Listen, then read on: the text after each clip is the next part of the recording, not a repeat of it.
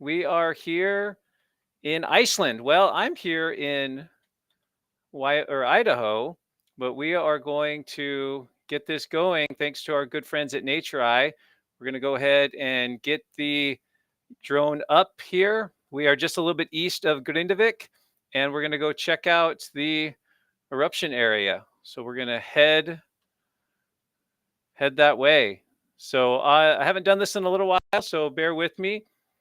We do need to stay pretty close to 60 meters and keep our altitude high enough that Johan can have a good line of sight. So hopefully everyone's able to hear me okay and join me. Thanks again. I'm geology professor Shawn Willsey, and we're here partnered with NatureEye, the company that has the drones here. And this experience is pretty awesome. We are using the wonders of technology to go check out this eruption. And I'm the one flying the drone remotely here from Idaho. And this is something you can do as well, no matter where you're located. One of the big announcements I have for you is NatureEye now has the ability to book flights over this volcano. So if you or a loved one, we have Father's Day coming up soon. If you want to give this experience to someone where they can fly over the volcano, look at the fresh lava, and also maybe take photos, that is something you might want to check out. So I've got a link on the video description for NatureEye. And if you use the code ShawnFly, ShawnFly, you can get 10% off your flight. So something to consider there. So again, thank you so much to NatureEye for making this possible. So we're flying just along the lava berm here that sits northeast of Grindavik, and we're going to head up to over to the eruption site here. We can see some of the lava over on this side that's flowed on this side of the berm. Remember, they put up two sets of berms here, so we can see one here and then another one here on the left side. So two sets of defensive berms. And with these past eruptions, we can see that the lava has filled in pretty close to the brim here on this first one, and that necessitated that second berm over there. So flying over the lava field here, keeping my elevation kind of close to 60, so we have a good line of sight. You can see the gas plume coming out of the eruptive vent. We're down to just one spatter cone that's been erupting over the past week or so. This eruption's gone on a little more than a week now. Over here, if we scroll over here, we can see the power plant and the Blue Lagoon area, the gap between the hills there. And this is Hagafelt, this hill right here that we're coming up on. And so most of what you're seeing below us here is fresh rock. This is all recently erupted material from the May 29th eruption. Over here, we should have this large, fracture or crack from the eruption. I haven't got a full bead on exactly what took place here. I think the fissure may have propagated and opened up a crack further to the south, but that fracture or crack never actually fully erupted. So I'm here at the controls, and we can look down with the camera, kind of swing it down a little bit. That might help us see a little bit more of the glow as we kind of move along here. Let's bring the camera back up a little bit. Yeah, and here's that fracture right here. Maybe take a picture. We can zoom in as well. You can see us zooming in. So the camera capabilities on this are pretty nice. Of course, we're kind of we got a little bit of sunlight here. So you've got zoom options on the camera, which is really pretty amazing. And then the ability to just keep moving the drone around 360 degrees, up, down, left, right. Looks like we had some of the lava come up right here and spill out of this part of the fissure, looks like to me. Again, I haven't, this is my first time flying over this landscape and really kind of taking it in. So I'm learning on the fly along with you. But let's head up a little further to the eruptive cone, excuse me, which is over here just to our right. And this cone's built up about maybe close to 30 meters now. It's at least 20 meters tall, so 60 or so feet tall. And it sits more or less in between those two hills, Silingerfeld and Hagafeld. And it's feeding a lava, perched lava pond that comes out this south side here. Swing over here. Yeah, a lot of gas coming out of this side on the west side of the flow.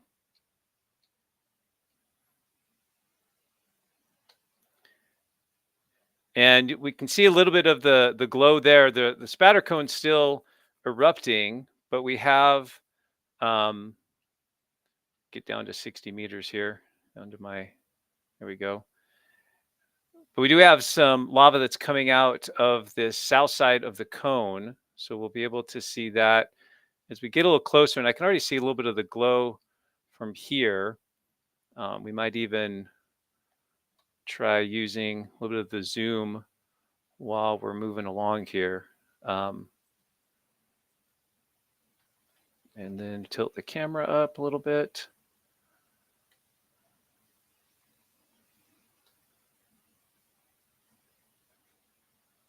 Oh, let's back off on the camera a little bit.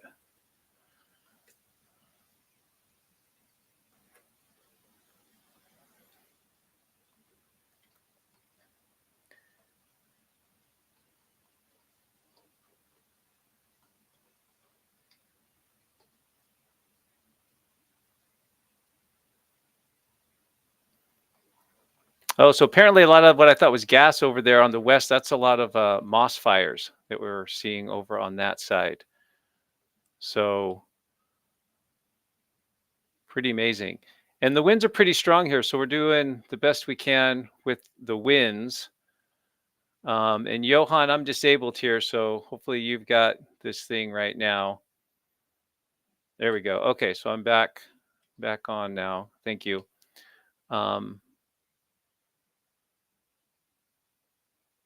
Yeah, so here's our eruptive cone. And let's maybe just kind of park here for a second. Maybe get a little bit closer and take a look at, I think we're kind of going into the wind here, so the drone's working extra hard. And we probably won't have much time here, but we can cruise back and get another battery charge and maybe zoom back up. We can see some of the lava coming out of the base of the spatter cone. And remember, these spatter cones are kind of prone to collapse, and they'll build up, they'll kind of collapse back down. Let's get a little closer with the camera if we can. So here's, bring it up a little bit. You can see the lava pouring out right here. Zoom in a little further for you.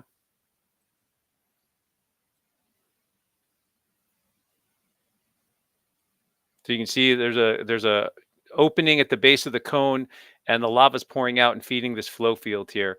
If we had a little darker visibility, this would be a little bit more dramatic than during daylight time.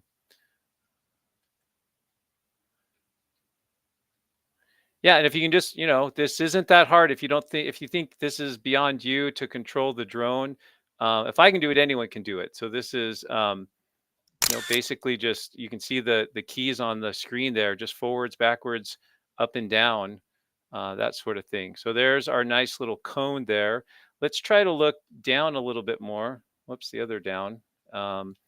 And maybe move, let's zoom back out a little bit and take a look at the flow field. We have this perched lava pond right in front of us here.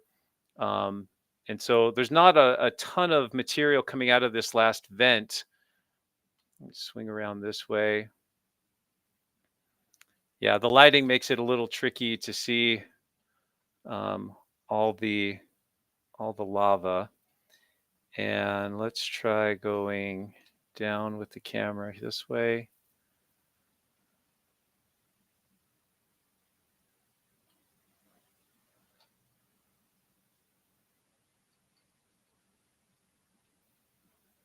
But you can see some of the different textures there.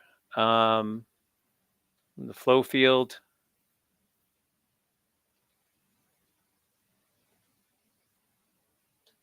Trying to master the controls here. I don't think I'm quite ready for, the great footage, Hollywood movie making yet. Whoops. And okay, there we go.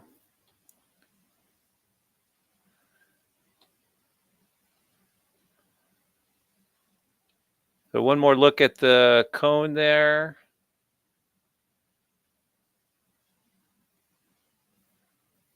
And you can see, here's a good spot to see the perched pond. Let's see if I can master this a little better for you. Yeah, so the lava flow coming out the base here and then feeding. You can see the levees that go around this perched lava pond. A little bit of surging there as the material in the spatter cone kind of moves into this channel. And we'll get a quick picture there. And we'll probably have to head back and recharge the battery. Again, we're just lucky we can do it with the winds that we have here.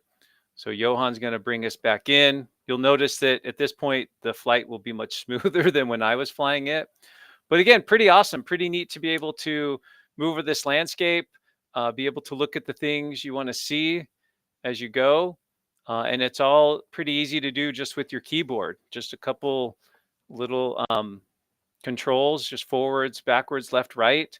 So if this looks like something that you or someone would be interested in, again, the good folks at NatureEye can make that happen. And they have not only this location, but other locations in various places around the world, depending on the landscape or the type of area you want to investigate. And if you sign up for one of these Iceland volcano flights, I think you'd have Johan here. He would be your drone pilot, and he can walk you through it, and he can take over if anything starts going awry, or if you get too far out of range or anything like that. So you can't screw up. You got a safety net there. So we're looking sort of southeast here at the east side of Godindavik, some of the little farms and houses, and there's a view looking towards the harbor in the main part of town, and all this lava that's poured down along the berm here. So remember, in the March 16th eruption, the leading edge of this came fairly close, maybe a half a kilometer or so from the road. And there was even some thought and speculation about it actually going into the ocean. And luckily that didn't happen. And with this last eruption, we didn't see any further progress beyond this termination we see here, thankfully.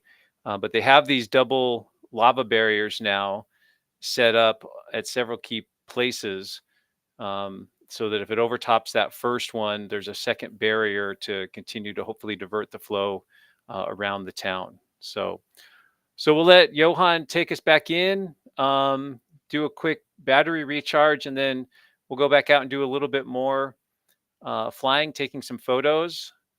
So you're able to take photos with this, and then those photos get uploaded and you can keep those later. So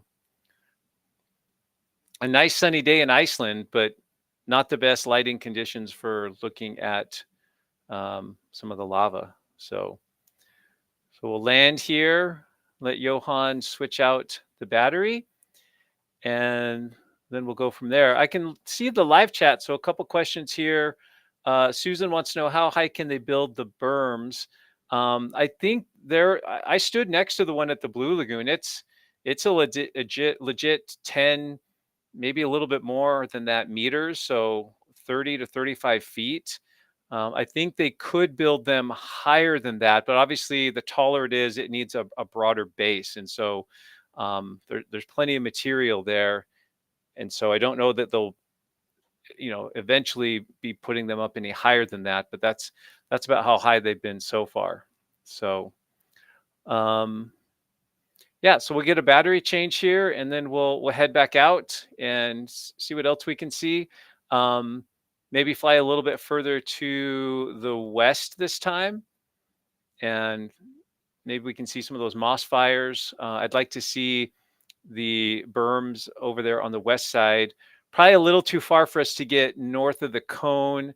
There is a little finger of lava that's wrapping around the north side of Selingerfelt, that hill there, but it's not. It's close to the road there, but it's not really advancing much. So, and I'll talk you through that on the update. So when we get done with this next little flight here with Johan and NatureEye, please stay tuned, and I'll provide a brief update of some of the things that's been happening in Iceland over this past week, and maybe do some questions. We'll have to see how it looks time wise. I've got to get home and get some stuff done and some packing done. So, but happy to have you along, and happy to have you join in on this wherever you're joining from.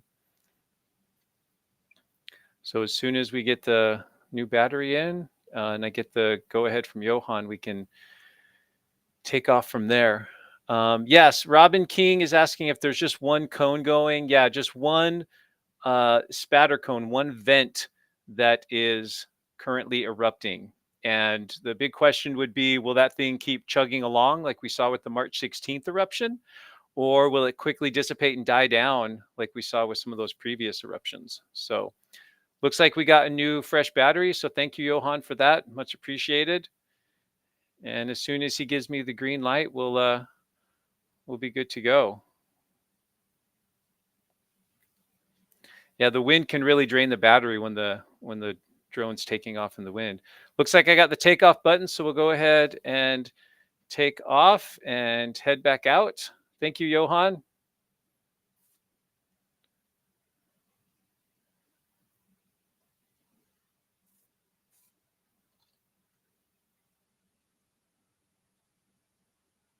So here we are looking more or less due north. And I think I want to kind of head this way a little bit. Get dropped down a little bit there. It's hard to keep that 60-meter ceiling because the land surface changes. So as we go further north and it rises, I can go up a little higher, but then we have to drop back down. So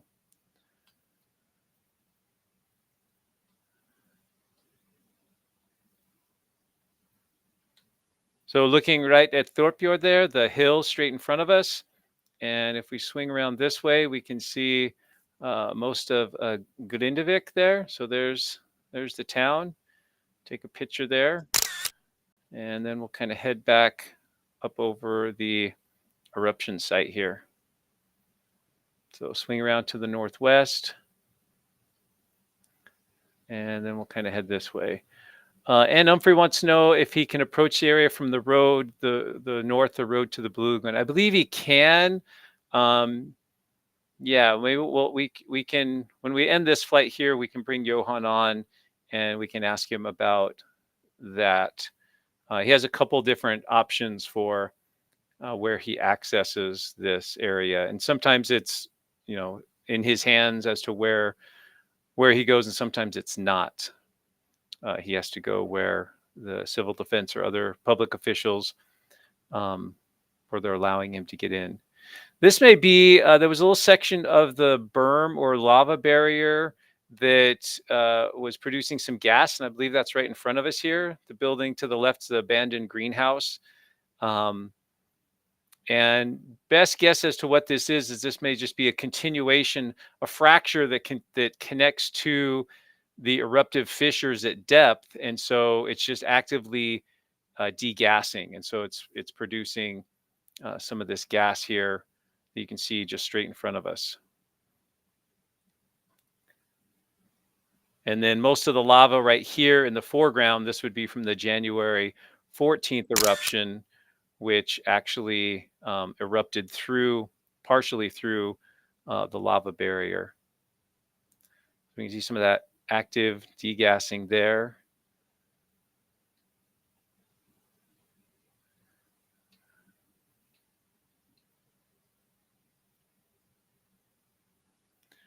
Yeah, and these lava fields can have just so many different types of textures, depending on the the temperature of the lava, the speed at which it's flowing, and the terrain it's flowing over. You can get, these smooth pahoehoe flows. You can get these more rubbly flows, and then lots of different textures in between. And we have names for all of these.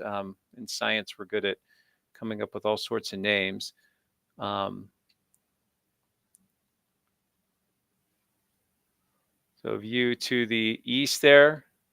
Looks like there might be a moss fire out that way as well, down low. That's, of course, towards the 2021 eruption sites at Fagradalsfjall.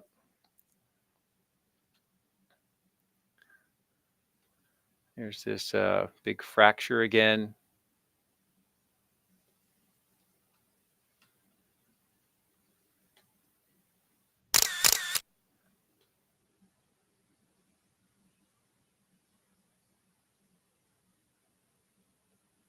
Yeah, that's a very wide crack there. So you can see sort of, I mean, it's a combination of these volcanic processes, but also the faulting that results in just these dramatic features on the landscape. Both these cracks in the ground, some of which erupt material at times, and just this terrain. So it's pretty incredible to think how much this landscape has changed. I think we did one of our first flights with NatureEye in mid-December, and at that time there was no eruption, if you remember correctly. And I think we might have even flown over this area the day before it erupted. That's what my memory is telling me, but we could double check the dates there. But very, very soon, close to that eruption date, is when we flew over this area. And of course, it looked quite a bit different. And I know Gylfi at Just Icelandic wants to document all those changes with the drone flights, which I think is just really awesome to be able to show. Here's what this area looked like in mid-December. Here's what it looked like, a month or so later. And just because several of these eruptions have overlapped in terms of spatially, the area where the lava has covered, and each eruption creates new topography, which influences the next subsequent eruption. And so, even these perched lava ponds and some of these other features we see here, they all have a role to play in determining exactly how the next eruption's lava, where it's going to go, how it might progress, that sort of thing. Yeah, so a little hard to see to the west with the sun over there, the late evening sun, but we can see some of the apparently the moss fires. So along the perimeter of the lava field, the heat from the lava has actually ignited some of the moss that is draped over the older topography, and so that's what's creating all the smoke we see there, at least in the distance. But straight in front of us, that's 100% volcanic gases, water vapor, hydrogen sulfide, and such that's coming out. So we'll head back over here. Again, it's a nice clear day so that we can see far, which is great. But part of me wishes it was it was a little cloudier so we could see the incandescent glow maybe a little bit better. So, and I wonder if we're kind of pushing the drone's range here, but I think we're good. I try to keep it right close to 60 meters. Occasionally the screen pixelates a little bit depending on the signal, but all things being equal, it's pretty awesome technology we have that we're able to do this. And so they've got the Starlink setup that allows me to connect into the drone, even though I'm literally many thousands of miles away. And so let's see if we can get it a little closer view of the cone. Yeah, there's and then the camera up a little bit. Oops, sorry. There we go. So we can see some of that lava flowing out of the cone. Just really awesome there. Just a great look at it. And let's see if we can go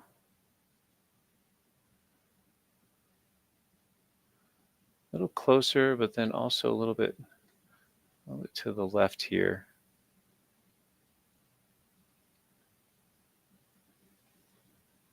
Yeah, as you can see that perched lava pond there in the foreground. Let's zoom back out just a skosh.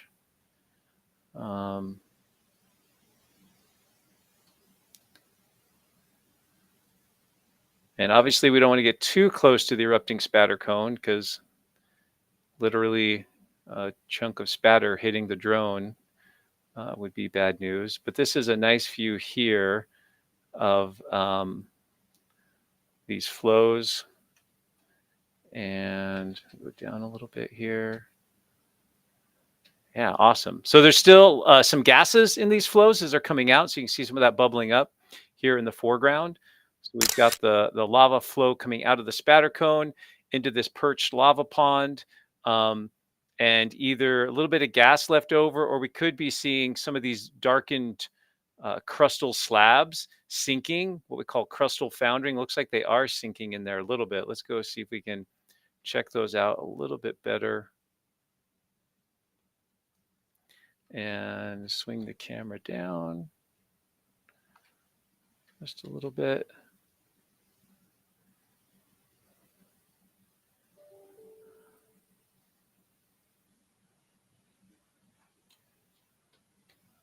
Let's see. My screen just went blank, Johan. Everything okay on your end? Oh, there we go. Awesome.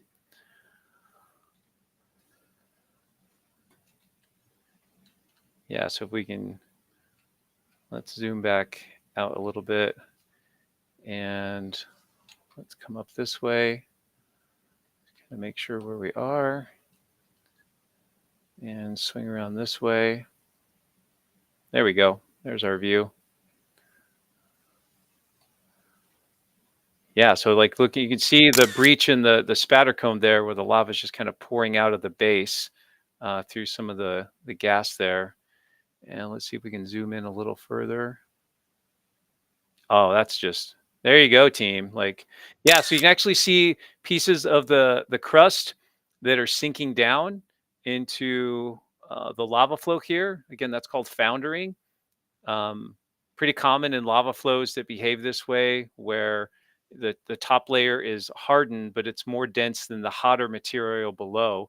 So it will tend to sink over time.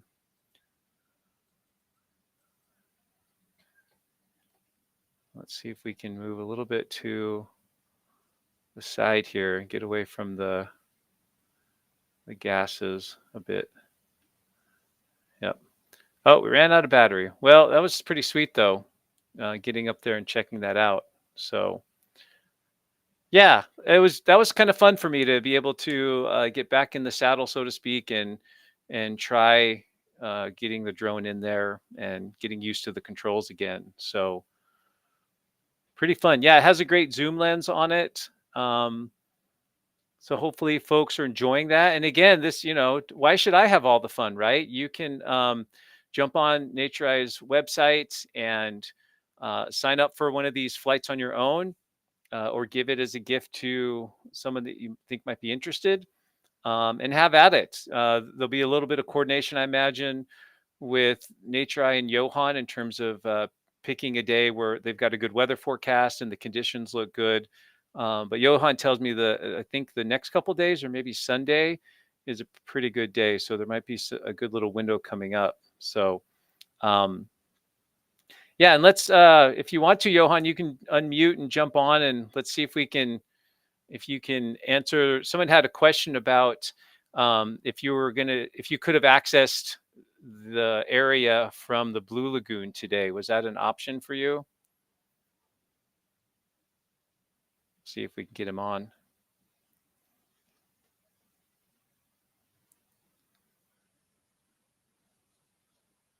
And you guys can hear from him directly. So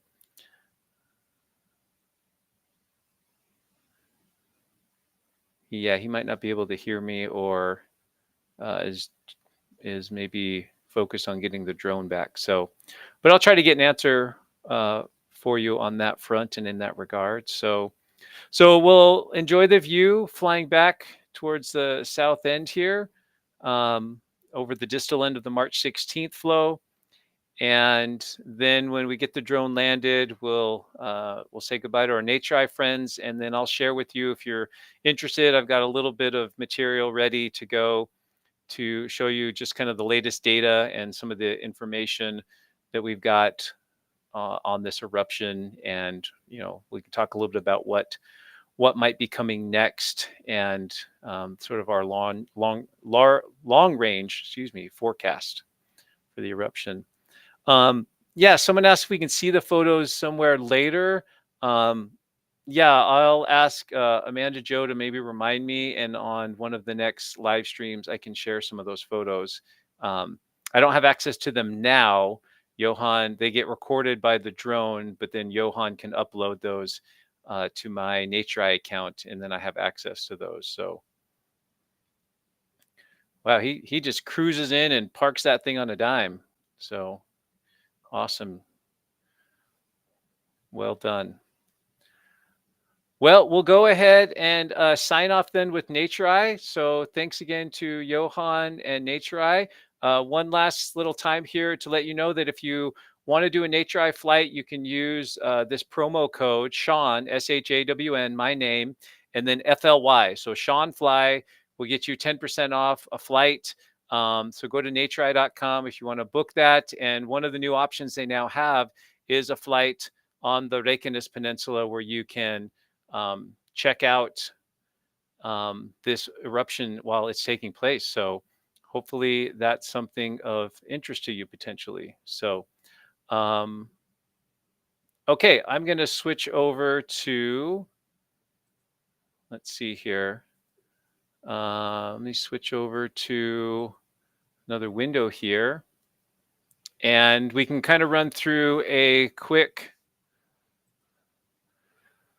little summary on what's been going on the Reykjanes Peninsula. Oh, let me actually, I think it looked better when I had it, yeah, like that before. So there's the cone we just went by. This is just one of the live cams here. Let's get it up to speed. So we just saw all that. We do have a new Met Office update that we can go through. So let me switch to that. The tricky thing is it doesn't, let's see. Oh, we need to go to a window. Here we go. Okay. Now I've got it figured out, team. Much better. Okay, so here's our latest Met Office update. And I'll make that a little bit bigger for you to read if you want to read along with me. So the activity of the volcano remains fairly constant recent days. This is an update from today, about 3:20 Iceland time. So activity confined to one specific crater with fairly constant output.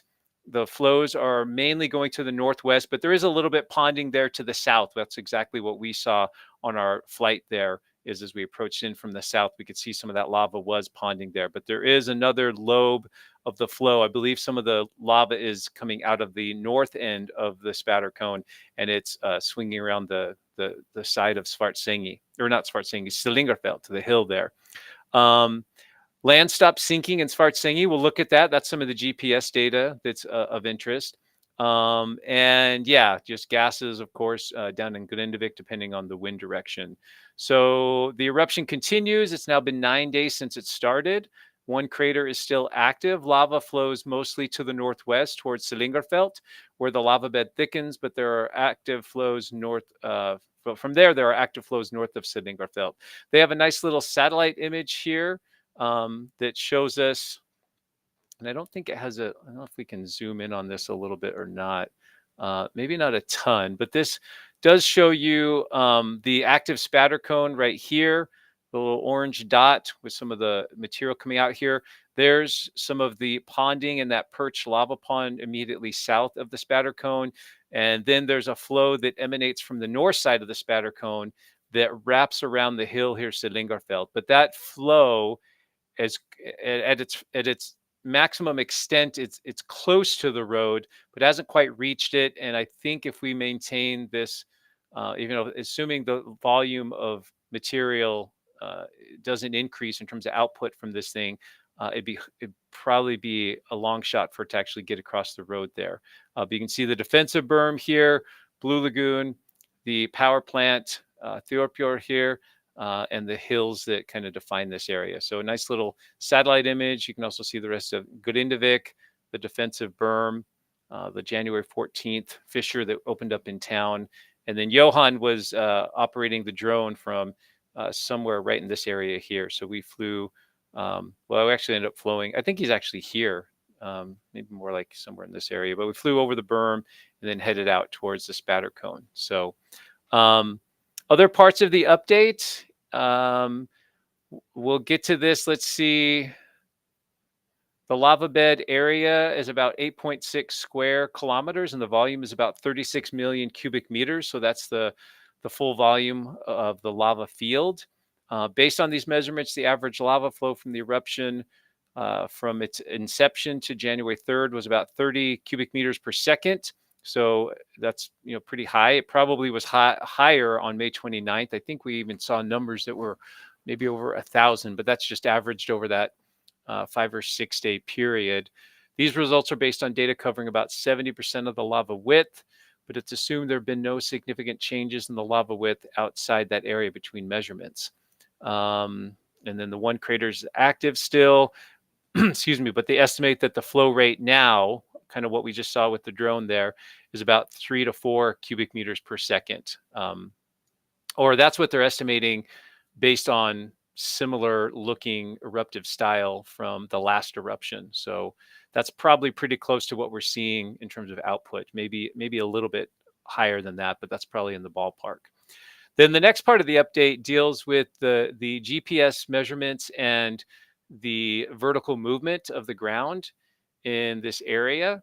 So land subsidence was measured in the first few days after the eruption, which was different than what we'd seen in the past. Usually with all the other eruptions, as soon as the eruption had ended, and sometimes when it hadn't even quite ended, we had seen a inflation cycle. So we saw the land rising. And here, as we'll get to in a second, when we look at the GPS graphs, it did the opposite. We saw deflation or subsidence.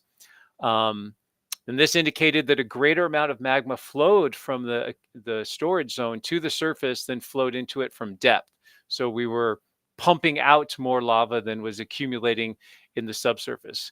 Deformation measurements over the past few days show land subsidence seems to have stopped, and therefore it's likely that the flow of magma from depth into the magma accumulation area is now comparable to what's on the surface. So we think now what's coming in and what's going out, at least right now, it seems to look like it's more or less in balance there. And then the last thing in the update that we'll address here, and I've got some other things that we'll cover as well, is the University of Iceland has some of the geochemical data. They took a sample of this magma when it started erupting, and so we'll look at some of those results as well. But here's the latest little graph. Let me shrink that down a bit here. So all these colored lines are previous eruptions or intrusion events and how many days it took to get to that eruption event. So we just came off of this yellow one here, and then we finally got to an eruption on out here past day 70 with a total magma volume of something around 20 million cubic meters. And now we're the red line. And so we actually had a drop in the magma supply or a decrease in elevation. And so the question is, where will this go? What will the trajectory of this thing look like over the next few days, weeks, and maybe even months? So let's look at the GPS data first, and then we'll come back to this. So Here's the Svartsengi station. Here's the eruption on around May 29th. So you can see a pronounced movement to the north at this station. Also a pronounced movement to the west, shown by this down drop here on the green line. So things moved north and west at this station. And that makes sense because this station is near the power plant. And so it was shoved to the northwest as the magma came up through the fissure and sort of pushed the ground apart as the lava was erupting. But here's the part that's interesting. Make sure my face isn't covering that. So here was the eruption way back on March 16th. And right after the eruption began, we saw the GPS data more or less kind of level out, maybe a slight increase or inflation trend, and then we started to see that pick up a little more in a little more pronounced way all through April into most of May, and then that finally reached a head with the eruption on the 29th. So the deflation is to be expected after the eruption, and there was a considerable amount of magma to that was erupted there. But then what's most interesting about this is you would have expected this to maybe either stay flat initially and then start to pick up, or even pick up right from the get-go. But what we actually saw was a bit of a deflationary trend in the first few days after the eruption. And now looking at these last few data points, again, by no means conclusive. We'll have to wait and see how this plays out over the next few days. But it looks to be kind of leveling out, as if there's no net up or down movement for the most part over the last few days at this station. And so will this start to pick up and come back up, showing more of an inflationary trend? That's probably what I would expect, especially if the eruption stops completely. But that will be kind of the wait and see learning moment for all of us. So a very interesting trend that we see right here. Let's see. So we have that. We have real briefly, earthquakes are pretty easy to cover. There's essentially very few, essentially none in the area around Grindavik over the last 24 hours. So earthquakes are pretty much a big zero because we've already established pathways, and that magma isn't not pressurized, has no need to break rock and produce more earthquakes. And then, of course, we had the geochemical data come out from the University of Iceland and looking at the samples of lava and looking at their chemistry. And so here is a high-powered microscopic view through a thin slice of those rocks, that fresh lava. And they've identified some of the major minerals that are in there. So these weird geometric shapes you see in here are crystals. Most of these black sort of rectangular needles in there, these are plagioclase crystals. So it's a common mineral we see in basalt. Usually shows up as even though in here it looks dark, and if you could see it big enough in a hand sample in a rock, it would be a needle-like white crystal. And then little bits of olivine, which if you could see it in natural light would be a green, kind of olive colored. And then this is pyroxene or clinopyroxene, another mineral that's pretty common in basalts as well. And then there's a little gas bubble in there. And then most of this light gray material in the background, that's just glass. So that's lava that's been quenched so quickly that crystals haven't had time to form. So I'll put a link to this in the video description as well, but they do a little write-up here on the material. They sort of state here that the lithological characteristics of the new lava are similar to previous lavas that have flown out of Sunux Giga since December 2023. So superficially, they look very much the same in terms of their mineral compositions and that sort of thing. In looking a little bit deeper at the chemistry, they primarily look at magnesium oxide and then a ratio of potassium oxide to titanium oxide, that ratio there. And I'm no geochemist, so I can't explain this in excruciating detail. But what is of interest here is looking at all the other data plotted up from other eruptions in the region. So all these gray dots here are geochemical signatures from the 2021 Fagradalsfjall eruptions. And then these other symbols here are samples taken from the last few eruptions in the area. So going back from December, there's the circle, January is the square. So that one was a little bit different in terms of magnesium composition, a little bit lower. February and March tracked very closely, and these all came out of the same vent or same area, I suppose, not the exact same vent, but same area. And then our May samples are plotting up down here. So a little bit of a different trend in terms of the magnesium's pretty close to the same amount, but lower potassium titanium ratios here. And so here they offer a possible interpretation. The magma most likely accumulated in a separate magma reservoir in the mid-crust, distinct from that from the eruption in March. This should be March, not Martian. The magma that's now emerging at Sunukskiga has a ratio similar to that of the magma that emerged at the beginning of the Geldingdaler eruption in 2021. One possible explanation for this is that the two magma systems are connected deep down in the Earth crust. So essentially, we are probably, as the magma is coming up, it may be tapping other regions or pathways, intersecting, cutting across pathways or regions of magma that fed these previous eruptions. And so you're getting a little bit of mixing, and that's shifting the chemistry of the lava just a little bit. And so it's of interest. And they'll continue to, of course, take samples with each subsequent eruption to see exactly how the magma might be evolving. Maybe it all stays the same from here on out, but we might see it trending in one way or another and possibly indicating that the magma's coming from a deeper source, or it might be evolving a little bit more and doing a little bit of crystallization before it comes up. So pretty interesting stuff. So we've got the geochemistry there if you want to deep dive into that on your Friday evening or Saturday morning, as the case may be. And then a news story. And as always, thanks to Amanda Joe for getting me some of the news items that are out there. Much appreciated. Remember that the electricity was severed in Grindavik because the power poles that were elevated above the area, there was just so much radiant heat from that big lava flow initially on May 29th that it caught those poles on fire, cut off the electricity. But now they have established the electricity with a 4-kilometer long cable that comes from the Svartsengi power plant. So the overhead line was damaged.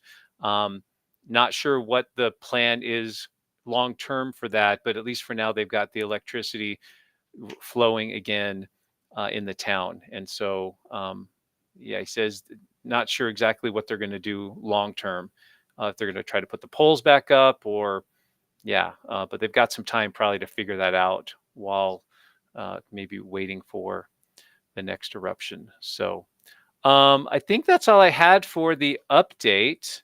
Let me see what time it is. I could probably do a few questions. I don't know if there's been questions sent, Amanda Joe. Let me come in here and look. Well, let me give you something better to look at than a white screen. That's kind of terrible. Let's see, where do we want to go here? Yeah, we could come back and maybe look at the satellite image or something. And then let me double check my email and see. So yeah, Amanda Joe, if you have just maybe, I don't know, 5 or 6 questions to round out our little session here, that would be fine by me. I think I can make time for that. Make sure, folks, that please, if you can like and subscribe, make sure you're subscribed, like the video for today. All those good things are very helpful. So yeah, let's see what else we have here. A couple people have donated, and I want to thank them. Sharon Idles, Dexterity and Artistry, thank you for your kind donation. There may have been some others here as well. I'm kind of catching up on the live chat here, team. If you did donate, thanks so much. Yeah, appreciate your support. And let's see, she's got possibly, here we go. Here's my email sheet. Thank you, Amanda Joe. Okay, couple quick questions, and then we'll call it a session. So thank you, viewers, for your questions, and thanks Amanda Joe and Susan for your awesome job moderating. Okay, let's see if I can handle these or not. From Estrame, could you ask Shawn to explain why 20 million cubic meters becomes 36 million cubic meters at the surface for those who don't understand how gas bubbles increase the volume of the lava. Oh yeah, that's a good one. The way I understand it, so yeah, if you've been paying close attention to the numbers, um, that might have jumped out at you. And maybe we can actually, maybe I can bring the, let me see if I can put the questions up for folks. That might be a nice touch here. Let's try going to this. There we go. So the 20 million cubic meters of magma was an estimate based on the modeling of the ground deformation. So as we looked at how much the ground had deformed leading up to the eruption, that was our estimate, not precise, but probably a good number and in the ballpark of how much magma was in storage in the subsurface. The actual magma that's erupted, we have a much better handle on how much has erupted because we can measure the area of the lava flow field. We can measure its thickness in many places. And so that volume is better established, I would say. I think that's a pretty safe bet.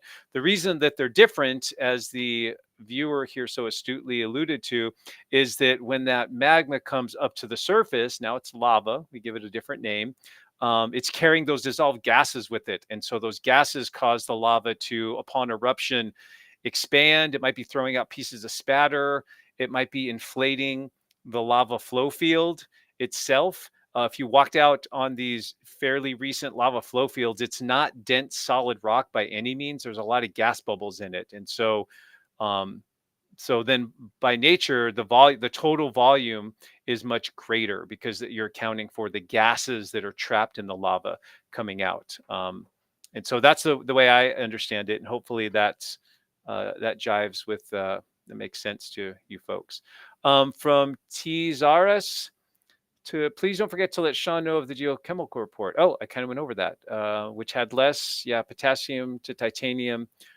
I had to research a little about what that meant. If I read a few research papers correctly, the magma could be recycled melt instead of from a deep source. And so what that means, and I'm no geochemist either, so you might know more about this than I do, but it could be that as that magma sat in that storage zone, that it was recycling, it was partially melting some of the adjacent rocks and incorporating that material, and therefore just changing its chemistry ever so slightly. Fundamentally, it's all the same rock type. It's all basalt, but the geochemists do a good job of analyzing these rocks and looking at the chemistry in very minute detail, and they can glean little hints and clues in there that help us understand the journey that the magma's had from where it was generated at depth to the surface. And sometimes it comes through the system quickly without really changing, but sometimes it comes up, stays underground for a while, like we saw under Svartsengi,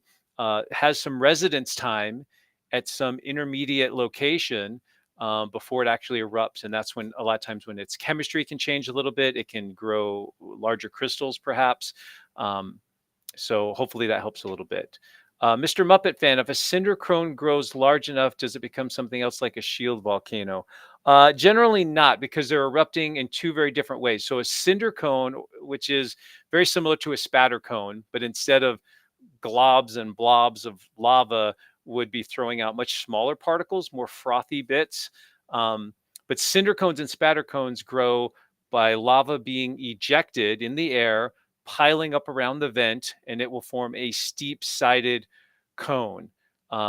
As we've seen with the case with the spatter cones, it's kind of a balancing act between building up as more lava and spatter accumulates on the rim, and then also inside the crater, because it's very hot, it can undercut parts of those walls, the crater rim walls, and it can collapse. And so it's this balancing act between the two. So a spatter cone just typically won't get as big as you might think. And cinder cones can't become shield volcanoes either. And here's the reason why. Shield volcanoes, rather than the lava being thrown out and accumulating, the lava just pours out effusively, doesn't get ejected into the air. So that hot lava just pours out more or less in all directions and builds up that low profile, low angle shield volcano shape. So hopefully that helps a little bit there. Ninek Whitman, how do the denser cooled pieces of lava stay on top of the molten stuff? Surface tension or a very other mechanism, seeing as it's rock, not water? Yeah, good question. I think that might have stemmed from when we were looking down at some of those rafted crustal blocks that eventually sort of sink down. Um, I think it's mainly a density issue, the way I understand it. I don't know how much surface tension plays into it, so it's a good question. Um, I don't have, I don't know. That's the best answer. But I think that it's just a density issue. If the lava carrying the slabs progressively gets a little bit hotter and a little bit less viscous and a little bit less dense, those slabs will start to sink. Or if the slabs on top progressively get cooler and more dense, even if the lava beneath it stays the same temperature, they'll have a propensity to sink. And there's probably some other dynamics in there. You might also factor in the movement of the material, the topography it's running over. You probably can have other situations where it's more likely to run into something and sink or something like that. So, yeah, good question. You guys are getting me thinking, which I love. Moonchild, Straver, how hot are these gases actually that we can see? 100, 250, 500 hotter. Boy, I mean, coming right out of the vent, you're looking at lava that's probably, oh crap, I got to do Celsius now. 1,000, 1,100 degrees Celsius. So the gases easily could be initially coming right out of the vent, pretty close to that, maybe 800 degrees Celsius, but they would quickly cool as they expand and move away from the heat source, the lava that carried them. And so by the time, they're maybe 30, 50 meters away, I would guess they've cooled substantially. But it sort of depends on how big the lava field is. Like in 2018, when I flew in a helicopter over the big, I don't remember how wide that thing was. Let's say it was 400 meters wide. That's probably pretty good. The very hot, very low viscosity lava channel in Hawaii in 2018, we were probably a couple thousand feet above the lava, and we could still feel the radiant heat. Like it was very noticeable. That heat was moving that far. So, um, yeah. So good question. There's probably a graph somewhere someone could find about gas temperature at an active eruption like this, and then the other axis might be like distance away from the actual vent that it comes out of. So, but I would guess that your higher number there is probably more in the range, at least where we see that very blue glow of those sulfur-rich gases. And then our last question here from DJI Mini 2. In this system, at what depth does degassing occur? Is the rising magma commingling with gas bubbles, or is the lion's share of the degassing in the last few meters before the surface? Another great question. You guys are on fire on a Friday. That's great. I think the main factor there is the couple things. The amount of gases you have trapped in the magma, so the actual gas content by volume in the magma.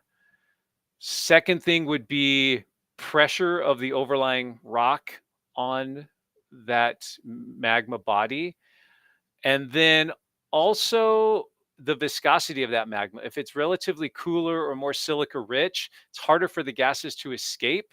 And so not a lot of degassing occurs until it's pretty much right at the surface versus a basaltic system like we have here in Iceland. We're probably getting degassing occurring probably as deep as 100 meters below the surface, just from there up, right? From 100 meters to the surface, I would guess that would be where a considerable amount of degassing is going on. And we did see places as we flew over with the drone where there were just not even steam, but clearly volcanic gases, judging by the color, coming up right out of either the berm or the lava field.